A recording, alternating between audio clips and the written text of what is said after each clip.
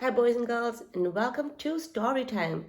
Today's story is called The Singing Mermaid and is by Julia Donaldson and Lydia Monks.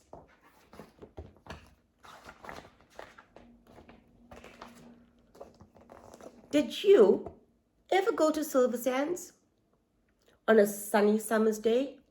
Then perhaps you saw the mermaid who sang in the deep blue bay. She sang to the fish in the ocean, to the haddock, the hake, and the ling, and they flashed their scales and swished their tails to hear the mermaid sing. And sometimes the singing mermaid swam to the silvery shore. She sat and combed her golden hair, and then she sang some more. She sang to the cockles and mussels.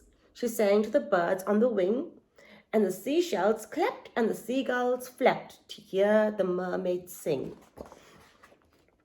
When Sam's Sly Circus came to town, Sam took a stroll by the sea. Can you see Sam? He heard the mermaid singing, and he rubbed his hands with glee. He said, "I can make you famous. I can make you rich," he said.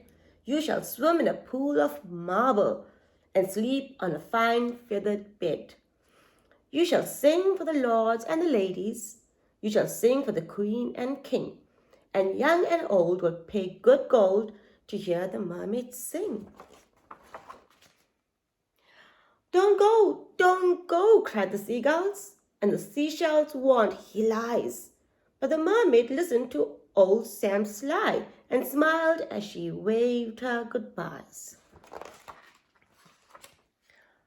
And he took her away to the circus, and she sang to the crowds round the ring. And more came the deafening roar when they heard the mermaid sing. Now the mermaid shared a caravan with Annie the acrobat, and Ding and Dong the circus dogs, and Bella the circus cat. And she made good friends with the jugglers and the man who swallowed fire, and the clown with the tumble-down trousers, and the woman who walked on wire. But she wasn't friends with old Sam Sly. No, she didn't care for him, for he made her live in a fish tank where there wasn't room to swim, and there was no pool of marble. There was no feathered bed, and when she begged him, "Set me free," he laughed and shook his head. All summer long, the circus toured, all autumn, winter, spring, and many a crowd cheered long and loud to hear the mermaid sing. But the mermaid dreamed of Silver Sands, and she longed for the deep blue sea. And her songs grew sad, and again she said, "I beg you, set me free." But again he laughed and shook his head, and he told her, "No such thing. Here you will stay while people pay to hear the mermaid sing." At Silver Sands, a seagull was flying to his nest when on the breeze he heard a song, the song which he loved the best. And he followed the song to the caravan. Sam Sly was about to lock it. The seagull watched as he turned the key and slipped it inside his pocket.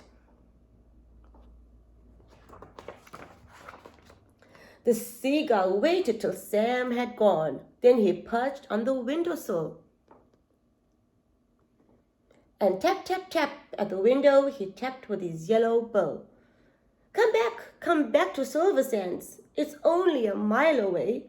I can find the key and set you free if you'll come back home to the bay." "Escape?" barked the dogs. "Escape," meowed the cat.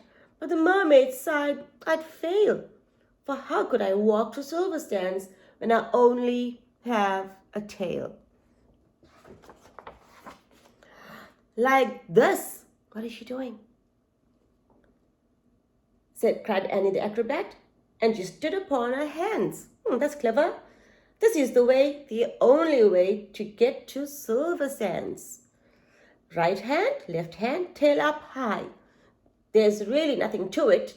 If I give you lessons every night, you'll soon learn how to do it. Next week, while Sam was snoring, the seagull stole the key. He carried it off to the caravan and set the mermaid free, and he flew ahead to guide her as she walked upon her hands. All along the moonlight road that led to Silver Sands. And the creatures on the seashore and the fish beneath the foam jumped and splashed and danced with joy to have their mermaid home. And she sang to the cockles and mussels, she sang to the birds on the wing. And the seashells clapped and the seagulls flapped to hear the mermaid sing. And if you go down to Silver Sands and swim in the Bay of Blue, perhaps you'll see the mermaid and perhaps she'll sing to you. I hope you've enjoyed that one. See you next time.